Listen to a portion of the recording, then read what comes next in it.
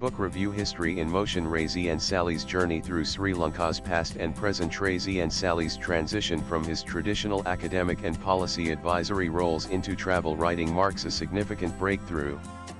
In his book Return to Sri Lanka Travels in a Paradoxical Island, he skillfully blends the narrative styles of George Orwell and Bill Aitken. The work is both scholarly and engaging, combining elements of history, religion, people, and politics, as Sally explores his Sri Lankan roots. Although raised in England, Sally is of Sri Lankan Muslim descent, with family ties in and around Colombo. He describes himself as half and half, born to an Anglo-Welsh mother and a Sinhalese Muslim father, yet he has grown into a Sri Lankan British writer. The book is divided into two parts: Sally's Sri Lankan childhood and his adult travels across the island. Accompanied by two trusted drivers, Nihal and Joseph, Sally traverses the teardrop-shaped island, formerly known as Ceylon. His narrative is enriched with quotations from renowned explorers and pioneers of Sri Lanka, primarily British, who once made the island their home. Sally's historical account begins with the arrival of Muslim traders from Arabia and Java, who were predominantly Sunnis. His personal recollections start from the 1960s Ceylon to modern-day Sri Lanka. The author's empathy with the country stems from his experiences with the IPKF, which aimed to subdue ethnic conflict, and his enduring affection for Sri Lankan friends. This bond drew him back to the island repeatedly, retracing familiar paths. Both Sinhalese and Tamils migrated from India, with frequent Tamil Chola invasions from South India. These invasions fostered a paradox: a minority complex among the majority Sinhalese and a majority complex among the minority Tamils. This dynamic prompted the Sinhalese to move their citadel from Anuradhapura to Polonnaruwa, then to Kandy, and finally to Colombo. Places Sally vividly describes. The Sinhalese-Tamil tensions were also influenced by 4.5 centuries of colonial rule, which ended with the British period beginning in 1815 with the capture of the Kandyan kingdom. The Sinhalese attempts to reverse their minority psyche are symbolized by two military victories: King Tudagamuna's triumph over King Ilara at Anuradhapura and the defeat of Tamil Tiger leader Prabhakaran's insurgent forces at Nandikadal by Sri Lankan security forces. The Sri Lankan Army Chief's office features a portrait of Ilara's surrender. Domestic racial conflicts were not limited to Sinhalese and Tamils but also involved Sinhalese Muslim and Muslim Tamil tensions.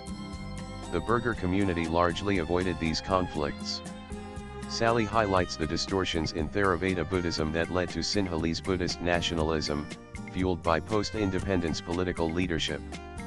The origins of political parties and their ideological paths for electoral victory contributed to recent history, culminating in the rise of the Rajapaksa dynasty.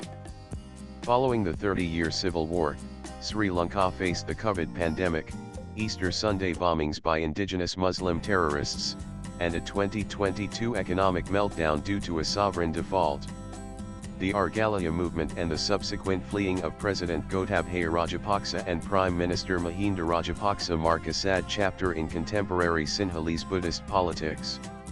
Between 2015 and 2018, Sally served as a policy advisor to Prime Minister Ranil Wickremesinghe, gaining insight into the disastrous rule of the First Unity government. A major irony was the resurgence of the urban Marxist JVP movement, which twice failed to seize power in Colombo, reinventing itself through the Argalia movement as the ruling NPP. This movement secured a massive parliamentary majority, with the little-known Marxist leader Anura Kumara Dasanayake becoming president. Sally covers Dasanayake's narrow victory in the presidential elections. At the heart of Sri Lanka's issues lies the 1978 Republican Constitution, which no president or political elite has sought to alter despite promises. Sally's encapsulation of political history is facilitated by his engaging writing style. The book's narration of ancient history, including Buddhism, is equally superb. Few books offer such comprehensive knowledge about a country, seamlessly blending with the author's travels. Sally describes Buddhism's arrival from India, the preservation of the Theravada tradition distinct from the Mahayana tradition, and Anuradhapura as the cradle of Theravada Buddhism.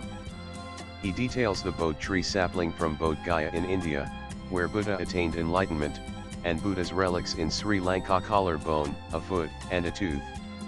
The descriptions of the world's largest standing, recumbent, and seated Buddha statues in Gala Vihara are mesmerizing. The travelogue begins in Sally's hometown of Colombo and its surroundings, followed by trips to the south, including Galle, Tangala, Hambantota, and Katharagama, Sri Lanka's national shrine. The Kandy Road takes him to hill areas, tea and coffee estates, and stunning landscapes. He also travels to Rajarata, the original Sinhalese Buddhist kingdoms, ending in Anuradhapura. Sally's longest journey takes him to the northeast, a region scarred by the civil war. Amparai district, with its significant Muslim population, and Kathankudi in Batticaloa, home to Sri Lanka's largest mosque, are significant stops. Sally recounts the war and post-conflict situations well, also noting that JVP rebel leader Rohan Wijwira was captured from a tea estate in 1990 and shot on the 13th. Swipe left for next video. Sally's prognosis for Sri Lanka's future is bleak: drift, relapse, and take off. He believes the country will oscillate between drift and relapse, never achieving takeoff. This dire prediction is a harsh truth. Prompted by his driver Nihal, Sally's journey of Sri Lanka culminates in a self-discovery. The half-and-half Sally realizes that his true home is Sri Lanka. Ashok K. Mehta is a retired LT General of the Gorkha Regiment, Indian Army columnist. He writes and speaks extensively on defense and strategic affairs. Views expressed in the above piece are personal and solely that of the author. They do not necessarily reflect News 18's views. Latest blogs.